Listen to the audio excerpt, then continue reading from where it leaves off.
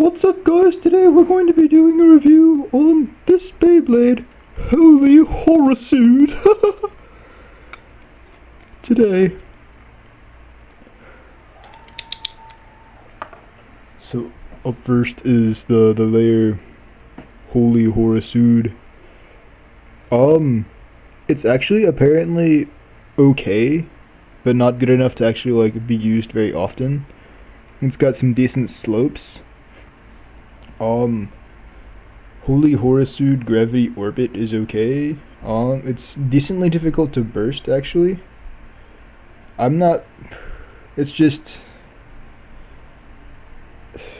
kind of like probably another Evil Eye or another Yggdrasil or something like that.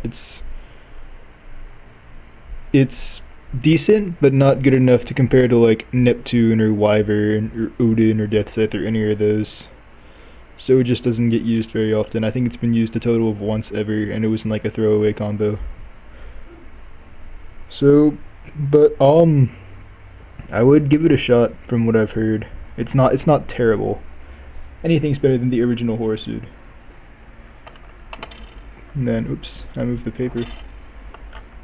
Surprise guys, I actually put paper underneath these reviews to make the background white. And the disc is upper. Upper is supposed to give the Beyblade upper attack, but it really doesn't because all burst Beyblades are the same height and none of them actually hit the discs unless they're like tilting at a really hard angle.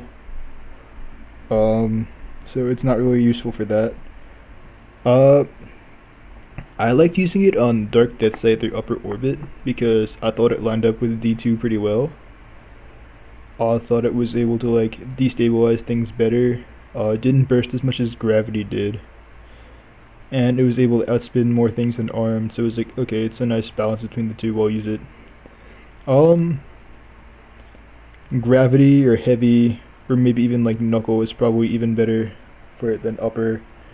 Actually, that combo's, I feel like Dark Death Scythe 4 Glaive Atomic is probably straight up better than any Dark Death Scythe combo that existed before.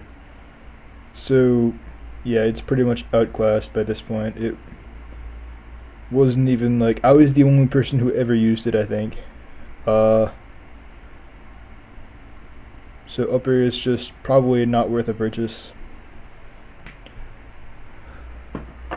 And then Claw, I've already explained a little bit. It's got the claws like C145, except they go like up and down as well as side to side. It's like a 360 rotation almost, but not really. It's basically a survive with the claws around the side. Here, if I can spin it right, you'll see how there we go, they kind of like slide out as it spins. Yeah, it's a survive with claws on the side. It's got the same burst defense basically and a little more KO defense because it's a little heavier. It was the heaviest driver until Trans was released, and then that got outweighed even more, and now I think Cycle is the heaviest, unless it's some new one that I'm forgetting. Cycle is like 7.4 and this one's like 6.5 something, so not really outclassed by Cycle for defense though, or maybe, I don't know, for stamina, Revolve is better.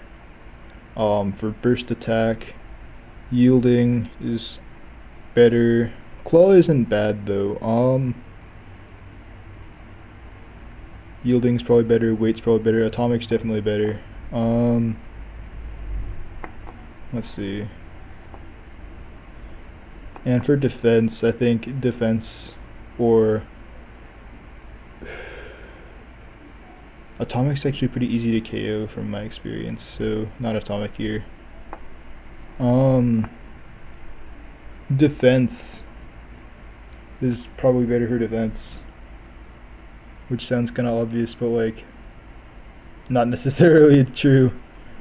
Defense, Unite, Orbit, Yielding.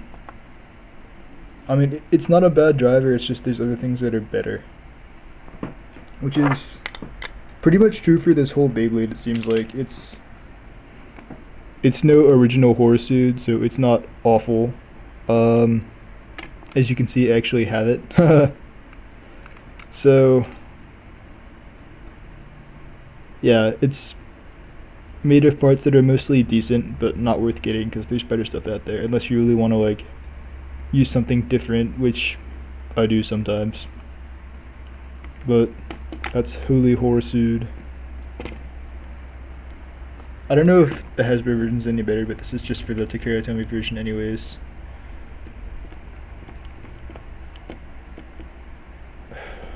I remember someone said H2 was good for something once, but I'm totally slipping my mind what it was. Maybe I'll remember. I'll definitely say in a future video if I can remember it. So next one is Obelisk Odin, and I'll see you guys next time.